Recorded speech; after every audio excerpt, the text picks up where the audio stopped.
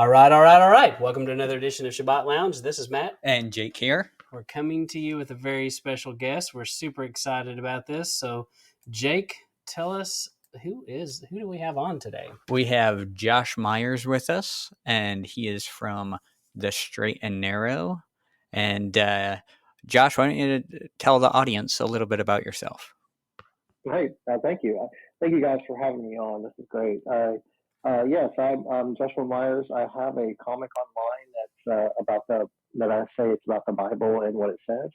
I've been doing it for almost 3 years now. It'll be 3 years in May. But yeah, I do 3 times a week. I do comics that try to show what's happening in the Bible and also some misconceptions of what I used to have whenever I was in my church life. I try to explain some of that in there as well.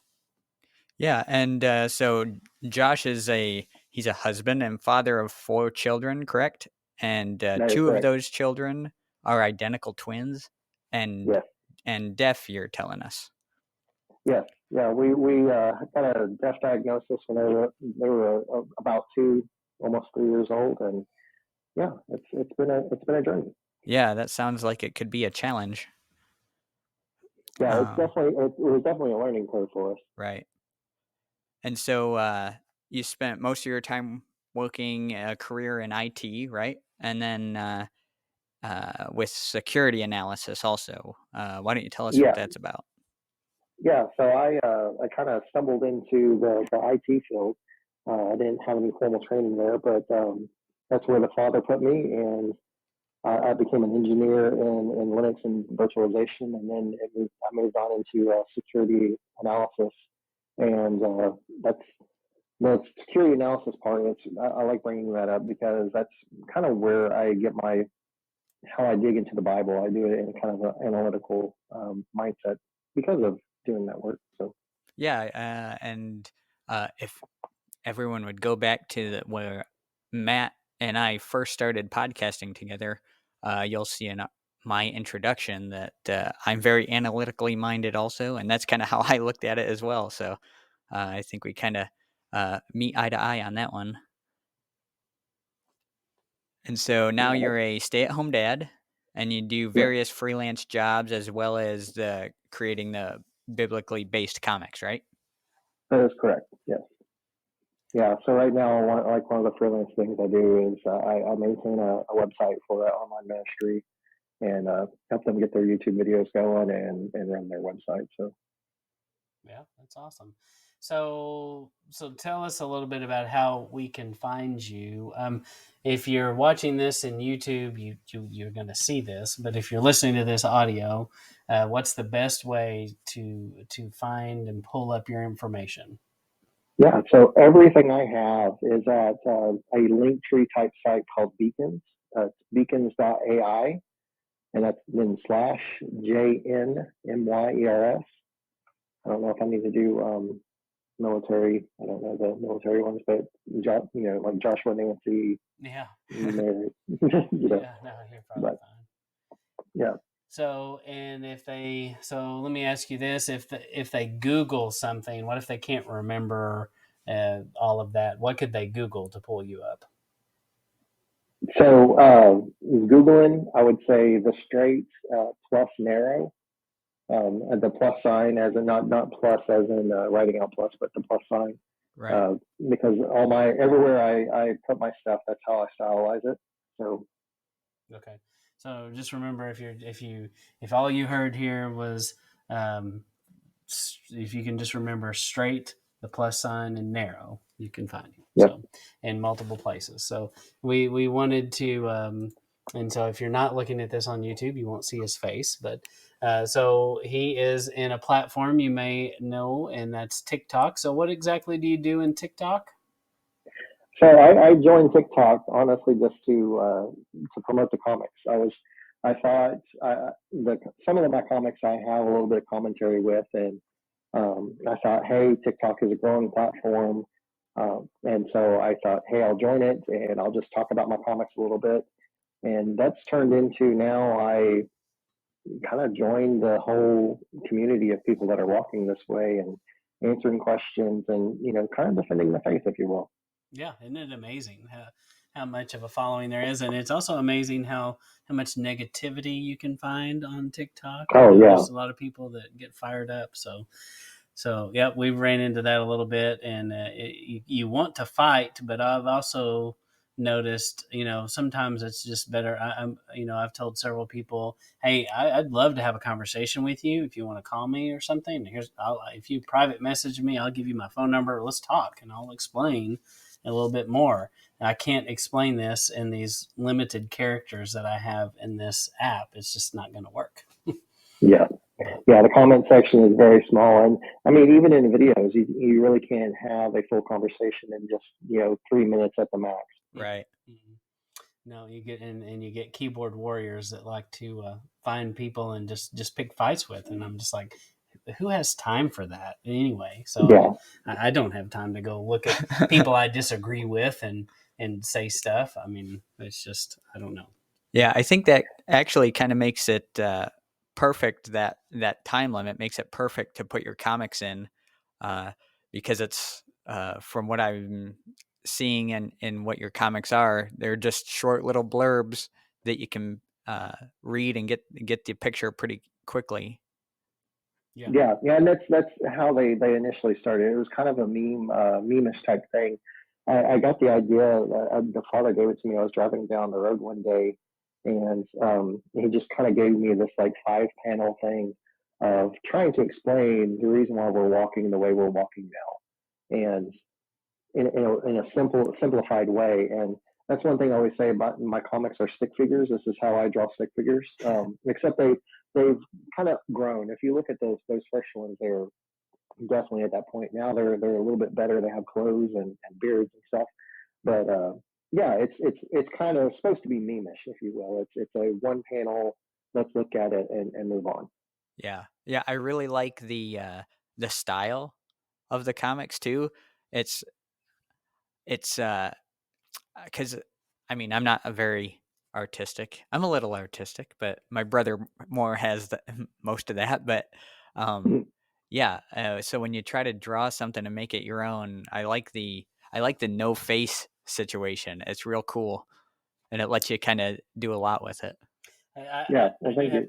I do have to ask you. So, Joshua, did you ever see, like, when you're a kid, the original Message Bible? I never saw it as a kid. No, I've flipped through it a couple of times as an adult, but I haven't really dug into it. Yeah, because it had some little cartoon things in it. Oh, did it? So, Okay, and so some of yours remind me of some of those that I remember from that. So, yeah, I just was gotcha. curious. So Yeah. we can find you on TikTok, and then you also have, looks like, a website, and on this website, I think this is. The one I'm looking at now is, it's got Blue J.N. Myers, and it's got a little Insta and a TikTok and a Facebook icon, and then it looks like that's the one that has all your links on it.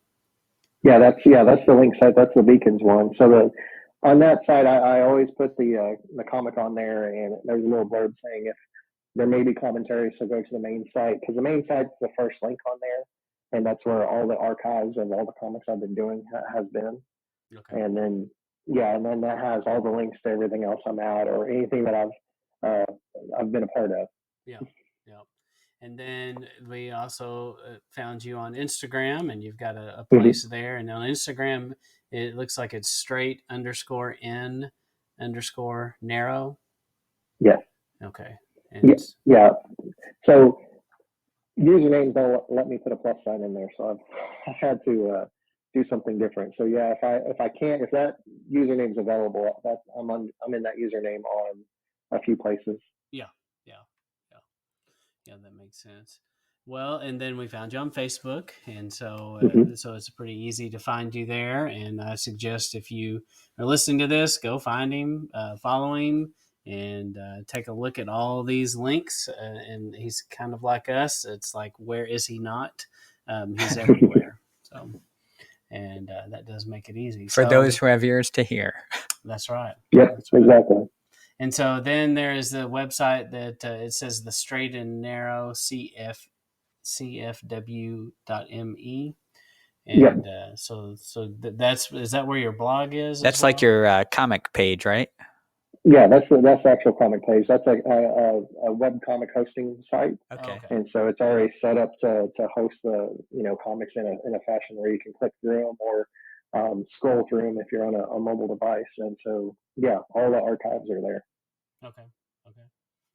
All right. Well, good deal. And so now I think we are about. Oh, we're going to talk about books. So we are on a slide looking at books now. And so you've written some books, and I didn't even know this. I had started following you on TikTok, and I was like, I really like this guy. I told my kids, and they liked you too. I told Jake, and then And I liked you too. and then I'm like, he wrote books. What this guy's been doing all kinds of stuff. So Yeah, you're tell kind us of about all these over the books. place. You got your hand in everything. It looks like. Well, again, it's just what the Father has me doing. Yeah. But yeah, the books. Yeah, I have two of them. The first is the Torah portions. So after finishing the Torah portions 1 year, I put them all together into a book so that you can read them along with the Torah portions in a physical format. Um, and I plan on, so this year I'm doing the prophets portions. I did the gospel portions last year. I'll plan on sticking all of them in a book later, but that's on down the line. On down the line. But yeah, so the Torah portion ones are at least there and done. And then the second book that I released just before Sukkot last year is the what started it all for me on the comics, which is what I call the Church versus Bible series, and that's where I'm going through the things that I used to believe in church versus what I found the Bible says. And so they're comics that can stand alone by showing the differences. They give scriptures to show it, but also have commentary. So the Torah portions one is literally just comics, but the Church versus Bible one also has text to go along with it because it has all my commentary in there as well. Yeah, that's awesome. So I'm excited. I want to get my hands on for sure the Torah portion one for both of them, and see what they're like. So um, Yeah, I'm pretty excited to look through them also. So one thing that I started doing, it's real hard to keep at it. But when I started, we'd go through the Torah portions with the kids and stuff, and I would draw I'd try to get one picture that I could draw that would jar the kid's memory for a specific section. And I got so far with it, and then it's like I was saying, it's hard to keep doing it and pick. I wasn't doing Torah portions per se, but it was, here's an idea, here's a picture to go with it, and it really helps them uh, to be able to tell the story real easily. I can go through each picture with them, and they'll tell that part of the story, and then the next part, and the next part, just with little pictures. So it's amazing how much just a comic format works in teaching as a teaching tool. Yeah, I can totally relate. I gave the Torah portions book to all my children, and anytime we get to some of the Torah portions, they'll bring up the pictures that I have in there. Like for example, the Jacob wrestling the angel. I drew that as kind of like a professional wrestling ring, and Jacob standing in the middle of it, saying, "I'm going to wrestle you tonight," and they'll be like, "Oh, hey, this is the part where they're in the wrestling ring." It's yeah, it's cute and it's fun. yeah, that's awesome, and we have to do that with these stories. We got to make them come to life because they were just dudes like we are, and just normal people, and it helps make it come to life when you relate it to things like that. So Something that's real, great. yeah. Yeah, something they can Yeah. understand. So we also so you've designed some T-shirts as well. Is that correct? Yeah, that's what I started doing shortly after the Father pulled me out of the corporate world. Is I started designing shirts, and I have several designs on there, all biblically based. What I've been focusing on with it recently is trying to put shirts out there with the comics. But the ones that you have on the slide, those are like some of the more popular ones that I have, my friends have. I see people wearing it around. Actually, at Sukkot, somebody that I hadn't met before had showed up with the second Peter 3:16 shirt. And I'm like, hey, that's my shirt. So it was really cool. That's awesome. So And he said, "No, this is my shirt," and you guys got into a Yeah. tussle. No, yes, Yeah. yes, that's what the wrestling match really was. yeah, So I'm looking at the one I really like is it's not a Jewish thing; it's a Jesus thing. So, Yeah. I and can't. I sorry. I can't take credit for that one. That one is actually a friend of mine gave me the idea, and yeah, that is. I love that shirt. My wife has that one as well. well, and while we're kind of on that topic, there, wouldn't you agree that that as on this shirt that you putting Jesus there? Sometimes people in our group are like they can get kind of crazy about not saying Yeshua, but I think that we can forget where we were before in our church walk, and that I think sometimes if we're not careful, we get in our little groups. It's just like engineers or any other special thing that you do. There's jargon Mm-hmm. in your little group, and I think sometimes in the Torah group we start talking to each other maybe in these jargon terms, and if we have a new person or something, they don't know what we're talking about sometimes, and so it's good to use the common language and the words that people know.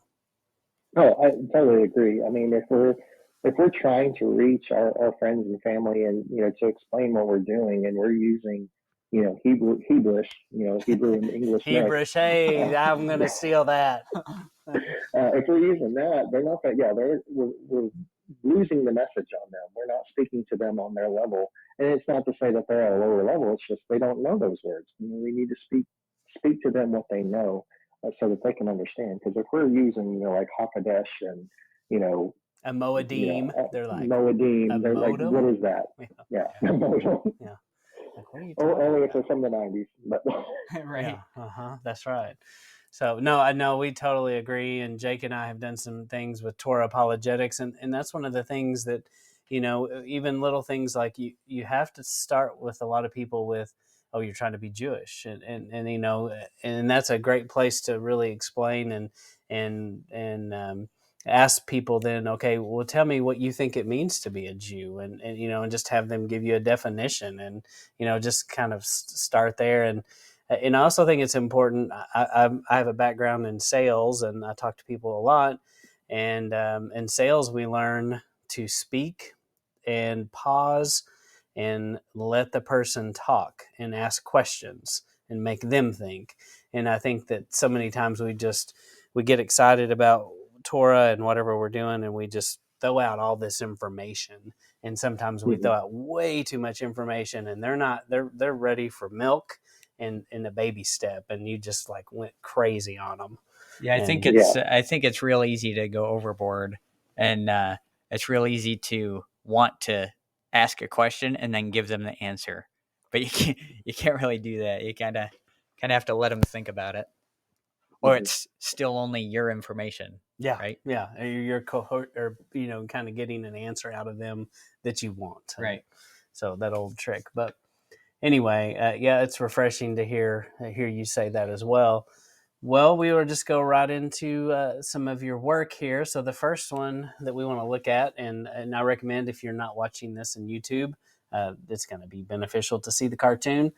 So this is Genesis 4:3-4, and this is a series that you have called The Law Before the Law. So, I love this one, and I wanted to start with this one because as a kid in Christianity, I can remember thinking to myself, huh, that's weird. How did he know? I mean, I don't know how old I was, but I was probably an adult really when I figured out that and it's like, wait a minute, the law hasn't been given yet. This was like last week. Yes, this is last week. But somehow he knows about the sacrifice thing, and there was a right way and a wrong way. How does he even know? And so that you kind of bring this up in this account, in this cartoon. Yeah, and yeah, it's the law before the law. I wanted to point out, and it's a little mini series that I wanted to point out all the situations where we can see at least glimpses of the law before it was given on Sinai. And so, yes, definitely in this account, we can see whenever we read Genesis 4 that Abel brought the first fruits. He brought the best of his flock. It says the first fruits of his flock. And whereas Cain, it was just like Cain brought something. Cain was just like, yeah, this is whatever. Here you go. And we can see that not just the physical law there, but the spirit of it too, because Cain, he's not showing reverence to God, and in his God's kind of comforting Cain, afterward. We kind of see that too. Like, look, you can do better. He's giving him a cheer up, talk there, saying you could do better. You're okay. Do better. Or else sin is going to come over you. Yeah, and I love that part of the story too. This sin is crouching at your door. It's not that he was sinning, it's he's leaving the door open to sin. Right. And it's the whole, like you were saying, it's the spirit of it is what he was always interested in, not the letter. And when I saw you had this series, The Law Before the Law, I thought, man, this is genius. It's one of those things that, maybe I had in the back of my mind or thought about, but never really, carried forth with, made good on the idea, or thought on it enough for it to be useful to me. But, I thought this was a great series. Yep. Yeah, it's one I enjoy, and one I hopefully keep finding as I'm reading through, keep finding more and more that I can throw into it. Yeah. Well, we'll move on to the next one that we found in the series, Genesis 6:19. No, 19 through 7:3. And so we're looking at Noah here. So tell us a little bit about this one. Yeah. So, we often think that, the list of unclean and clean animals was only given to Moses. But here we have Noah. He's being told of the unclean animals to, depending on which translations you hold to, 2 of each or 2 pairs of each. And then of the clean animals, and it does say clean animals, 7 or 7 pairs of each. And it's just interesting to see that, hey, Noah even knew what a clean animal and an unclean animal was, and this is before the flood. Yeah, and everyone remembered the Bible story, and they came 2 by 2. Right. Yeah. That's because, and then in all the children's literature and stuff like that, that's how it's drawn. That's how it's presented. Yeah. And we've they seen never mentioned the 7 or the 7 pairs. Right. Again, however you want to. Never. Mm-mm. And you can probably go to any Bible class in Christianity in any church and, pop in your head to a classroom and go, kids, they came 2 by 2. I mean, I would think that, that would be kind of a unanimous answer. Just like in Texas, you can walk into any classroom and clap and say, the stars at night, and they'll finish big and bright. So I'm glad I didn't walk into a lot of Texas classrooms. You wouldn't know this because you're not. I wouldn't understand. One thing, too, I'll say before we move on from this one is actually I got 2 things. Sorry, I'm long-winded, but I always have a little joke I tell people with the whole animals going on the ark thing. So I always say, how many of each animal did Moses take on the ark? And then, of course, everyone says 2. And then you go, no, Noah took the ark, not Moses. And then the answer isn't 2 anyway. So I think that's a good one to kind of get people thinking. But, and then the other thing, you have a series, I don't think we necessarily bring it up in the slides here, but where you show this kind of peekaboo with the law kind of thing, where it applies, it doesn't, it applies, it doesn't. This back and forth thing. That's in my biblical chart series. So, yeah. There's one I did recently. It was it was looking at dispensationalism and specifically this situation with with unclean and clean animals, and how if dispensationalism is correct, then animals were unclean in the garden. They were clean, and this is for eating purposes. Right. Clean after the flood, unclean after Sinai. Some animals after Sinai, clean again after Yeshua, and then if we look at prophecy, it'll be unclean again in the millennial reign. Right. So it's just like, why is it going back and forth like this? God's not a God of confusion. Right. And yeah, that's one of the ones that's why I wanted to bring it up here with the Noah thing, because the clean and unclean foods is like a perfect place to see that mindset runs through dispensationalism. Yeah. And that's the background I came from. So that's what I talk to a lot is showing that dispensational thought and how it really doesn't line up with the Bible as much as we used to think it did. Right. Yeah, that's good. All right, so we'll go on to the next one that we have here, and this is another one from Genesis 19. So tell us about this one about Genesis. Yeah, so this is something that we were talking about at Bible study. I was like, oh, yeah, that's a really good point. I want to make a comment at that. But if we look at the instance of Sodom and Gomorrah and what all happened there, whenever God and the two angels show up to Abraham, he makes them unleavened bread. And then sundown happens. They go to Lot's house, and then Lot brings them inside, which is, one of the things for Passover. And he makes them unleavened bread, which of course you're making the first time you're making during Passover night. So it's definitely a reflection there that Sodom and Gomorrah probably happened on Passover, especially whenever we think of God doing, his doing things on his Moedim. Right. And then also in the prophets where it talks about this is a type of Sodom and Egypt. And what happens in Egypt? Well, there's Passover and an Exodus out of it. What happens in Sodom? There's an Exodus out of it. So it kind of leads to maybe this was a Passover. Yeah, no, that's a good point, and it's lines up because it's Lot's salvation here, if you will. It's almost the same story, and once again, there's a lot of the whole story is cyclical, and we see these patterns, and this is part of that pattern. That's a good observation. Well, will be again, nothing new under the sun. Right. That's right. Yep. So that makes a lot of sense. And then we'll move on to, we've got another Genesis one. This is Genesis 31, 34 through 35.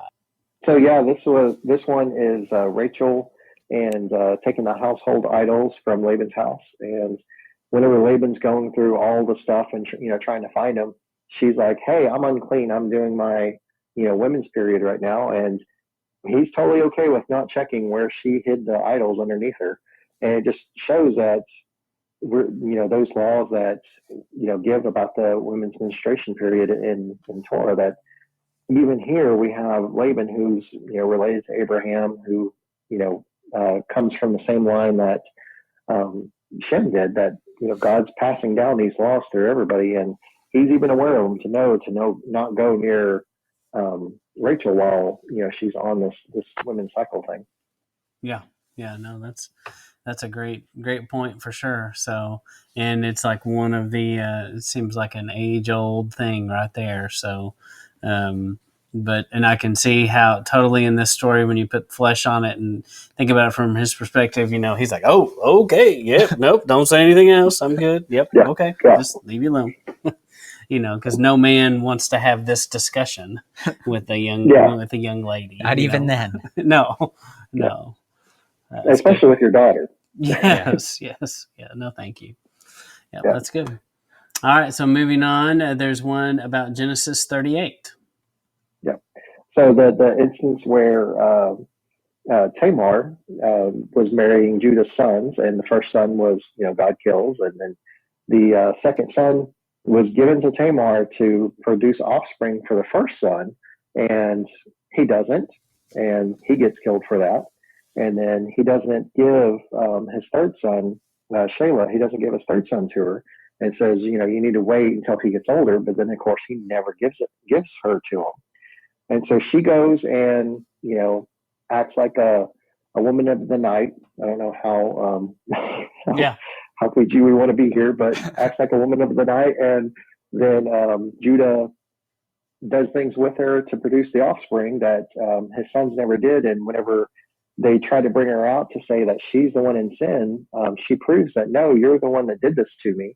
And he's like, she's more righteous than I am, because she's the one that followed through with God's command of producing the offspring that should have happened from the first son.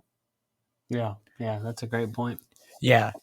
And, I like too that you put the idea across and not necessarily word for word. And then, it has a bit of a humor to it, which I like. And I like too that you put the before Torah account and then you put where it is in the Torah.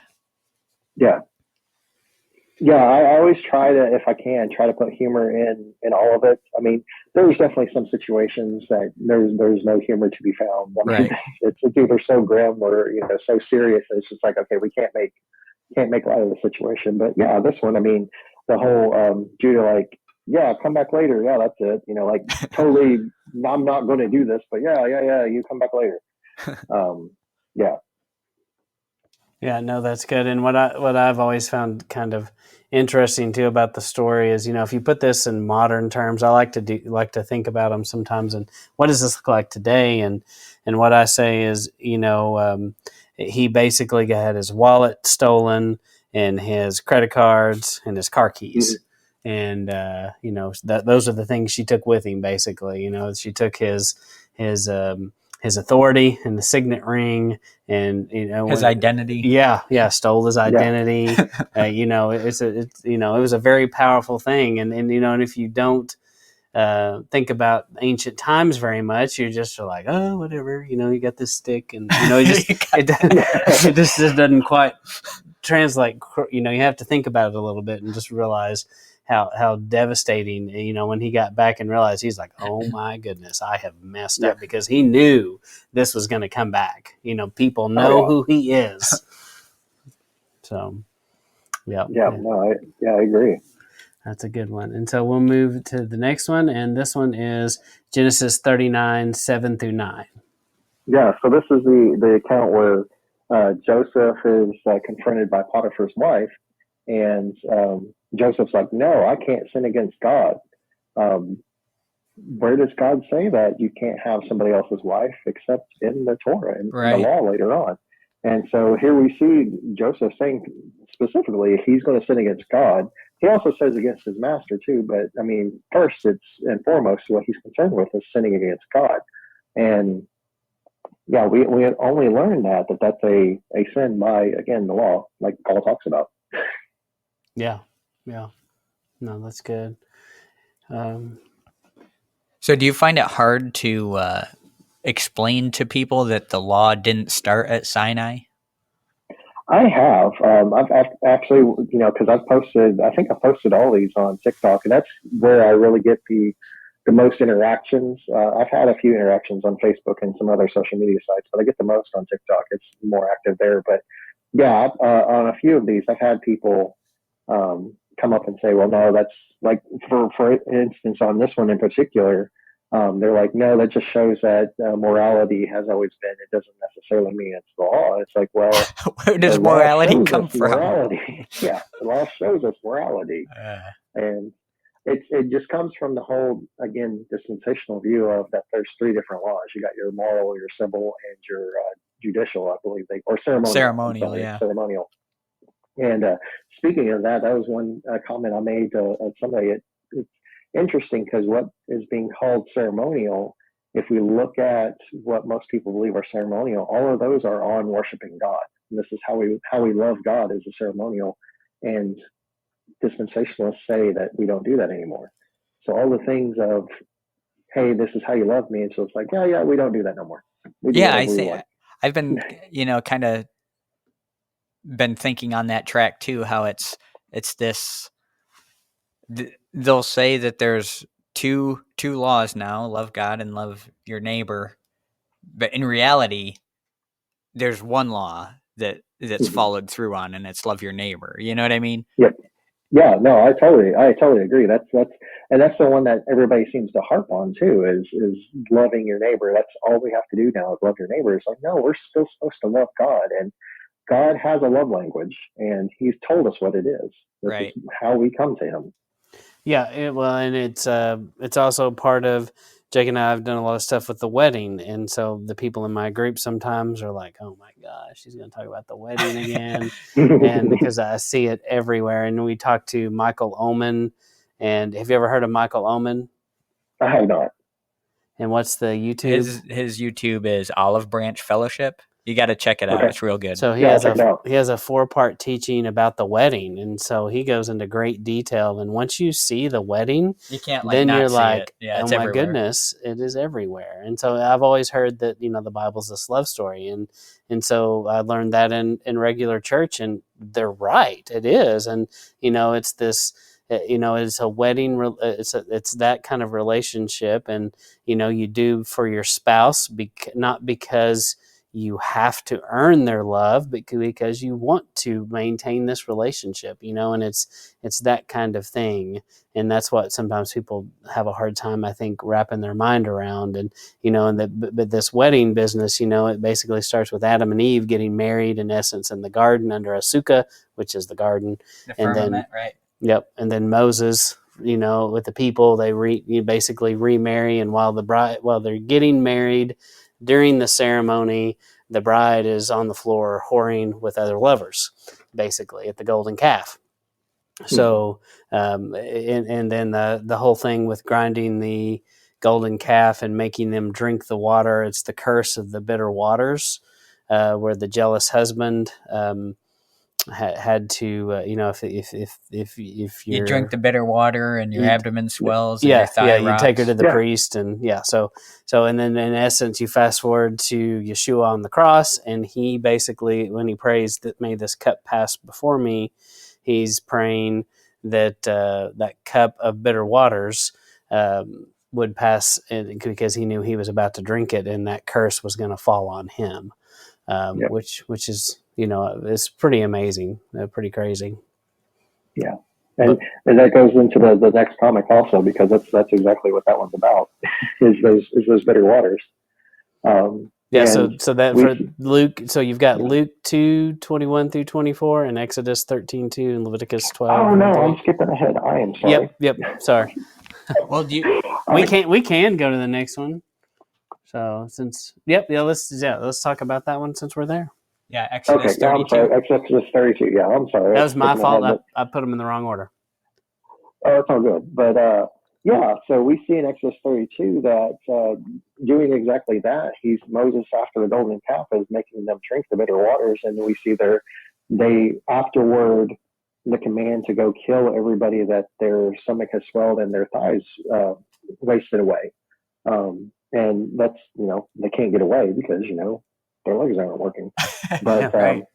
the law doesn't happen for that until Numbers 5. We don't hear what that is happening about in Exodus 32. It's not explained until Numbers 5. So again, the law happening before. And then, you explained perfectly with Yeshua on the cross. Same thing, his thigh wastes away after he takes that bitter water, the cup that he took for us, and passes soon afterward. And that brings up a good point too. In my group is, they've heard me say this a million times, but that whole idea of of the cup, and my question, I think that this is, when we talk to people, especially people who maybe are coming from a church background, this is a nugget of truth that we can drop. And I think that sometimes is our angle. Jake and I have been on this Torah apologetics kick for a while, but I think maybe trying to figure out how we can drop nuggets of truth like this and connect dots for people. Sometimes that's what we need to do, because we instead of getting in arguments with them, and especially our loved ones and people in our families that maybe aren't on the same page, if you can just bring them to some things like that and connect some pieces and explain, and that, you can even ask them, so tell me, why did Yeshua, or why did Jesus have to die on the cross? And a lot of times people will give you some pat answer that they've heard, but it doesn't really mean a whole lot. And if you can explain something like that to them, they're like, oh wow. Yeah, some of those things that you learn along the way, you're like, wow, that's real neat. And it, other people think it's neat also. Yeah. The problem is we think everything is neat once we first get into this. We're like, have everything. You got to leave your neat little nuggets. Don't dump your whole bag of seed. Mm-hmm. Just, that's nothing grows that way. That's right. Yeah, sprinkle it. Yeah, a few at a time. Yeah, exactly. I know whenever I first came into the knowledge and I was doing exactly that. I found everything neat, and so I wanted to tell everybody everything. And I had people telling me, quit telling me this stuff. I don't want to go to hell. It's just like, okay, I learned from that. Okay, I need to tone it down, tone it back. Yeah. Yeah, and even though it's just, hey, this is real neat that I found, and I want to tell you about it, people take it as like an attack. It's like, no, I just want to tell you this because it's awesome. Yeah. Well, good. And we'll go to with the one we just talked about, Luke 2:21-24. And so tell us a little bit about this one. Yeah, so this is the law in the New Testament. This is the law in the New Testament. So yeah, that's part of the series. I have law in the New Testament as well, just to show that the law was still standing in the New Testament. This one happens before Yeshua, but it's still interesting to see. And it's where when Joseph and Mary go up to the temple to present the turtle doves for Mary's purification, again according to the Mosaic law. And what's interesting in this Luke account as well is it calls it the law of the Lord. And because we often hear, people try to say, well, Mosaic law, that doesn't matter. That's Moses' law. And it's like, well, no, even Luke tells us this is God's law. Right. Yeah, that's a good point. Yeah, and a lot of people do say that. That's good. I like this as a, as an aside. Here are the turtle doves. Oh yeah, also here are the turtle doves. Yeah, that's good. And then we did that one. So, and I think that was the ones we had handpicked. So, well, is there anything that else that we missed that you want to get out there? You probably should tell us how to find you again one more time, and anything else you want to say? Sure. Yeah. The easiest way to find me is beacons.ai and then /JNMYERS. And that has all my links. And if you're on any of the major social medias, you can look for the Straight and Narrow, and I post to all those as well. I post the comics there, and also have links to go back to the main site, so you can find it through there. Yeah. But yeah, I mean, the only thing that I would add is, the comics. I have several different series. Y'all brought out the law one, which is a great series, a little mini series. My main series on there, like I said, the Church versus Bible, where I had the book. But that's one of the main ones. That's the one that started it all. Looking at my different church backgrounds and comparing it to the Bible.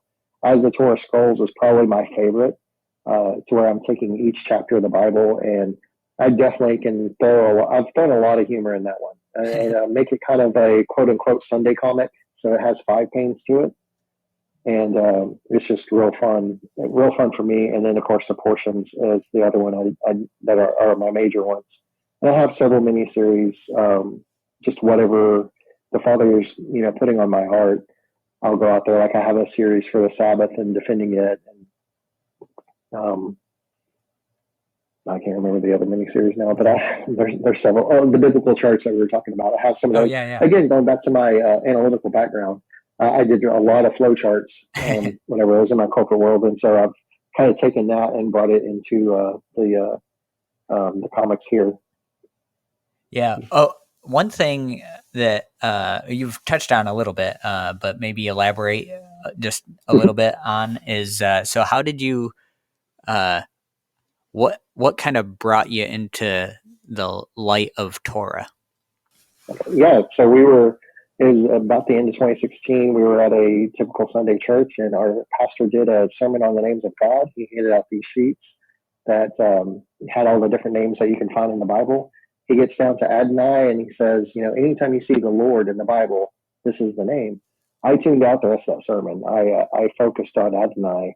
I was like, this is your name? How can I be, walking with you for so long? Because, I'm like 36 at the time, and I had been a Christian, since I was like 10. How have I never heard your name? And that's all I focused on. And I started looking into it. I got a Bible that said Adonai. I started digging deeper into the Bible because that really showed me that I didn't really know the Bible as well as I did. And of course, I learned a few months later that now I'm just saying the Lord in Hebrew. but it was still something that got me started to dig deeper. And really, after that kicking point, coming across a sermon that, the guy, and this is a totally different person, but coming across a sermon where they're like, the Sabbath is a blessing to us, and you should really keep it. And we have, I mentioned it, the first 4 kids, 2 of them deaf, so we were in therapy all week, because trying to get them to adjust to being able to speak, clearly and what have you. Right. And I was working all the time. And so having a day off really sounded nice, but also sounded impossible, because the weekends were our days to, either do stuff as a family or do grocery shopping and get, various other tasks done. But we decided, hey, Sabbath sounds really cool. We want to do this. And so we planned it for a month later. And we were able to do it. And since then, we haven't broken a Sabbath. We've been able to get more done in 6 days than we ever did in 7 before. And it's been a continued blessing for our family. It's something that through keeping it, we've been able to study more. And through studying more, we've been able to incorporate even more stuff. Yeah, I think that happens a lot. I mean, that happened with us. It was Sabbath was kind of the first one. I think it's easy to start with that one because it's one of the 10, And you're like, well, up until I became Torah observant, the church thought the 10 Commandments still stood. And then you're like, start bringing that up to people, and they're like, what do you mean 10 Commandments? There's only 2 commandments now. Yeah. And that's one that's kind of confused me, is because I always grew up knowing that the 10 Commandments still stood. Right. And I always thought the Sabbath was Sunday. And that's one of the things I always tell people too, that I always think was funny, is not 2-3 months before we started keeping the Sabbath and doing it Friday night to Saturday night.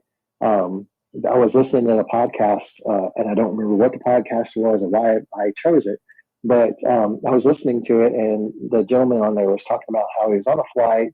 He was all excited because sundown was coming, which meant Sabbath is coming. And some dude next to him says the same thing, and he's like all excited because now he's next to another Sabbath keeper. And then they mentioned that it was Friday night, and I'm like, I thought to myself, idiot, the Sabbath is Sunday, and I turned it off. And like I said, this was like, 2 months before, 2-3 months before, God was like, no, it's this day, and you're going to start keeping it now. Wow. Yeah. That's awesome. And we talked before when we were doing our just a preview interview before we recorded this. We talked about if she's listening, Walk Like the Hebrew podcast. I think you'd be a great person to have on her show, and she likes to gather up people's Torah stories and how you came into Torah, and hope she listens to this, or if you know her, please pass this on to her, and maybe she can reach out to Joshua, and he can be on her channel as well. So we want to help Joshua get the word out. He's very talented and a man of many hats here, and we just want to encourage shirts. him. And shirts. We want to encourage him to continue to do what he's doing. Our community needs this kind of thing, and we just want to see him have success. And we really appreciate you coming on, Joshua, and spending some time with us today. And so, Jake, you got anything else? No, it was great getting to talk to you a little bit and have you on the program here, and get to see, share some of your comics with the whole world. That's right. Yeah. That's right. So, and we encourage all of our listeners out there to go check out his websites. Google his name. Google the Straight Plus Narrow, and you'll find him. He's once again, it's Joshua Myers, and just go check out some of his things. Please support him. And this is Matt and Jake with Sabbath Lounge. We do appreciate any likes, comments, subscribe, share this with people. But this is Matt and Jake signing off.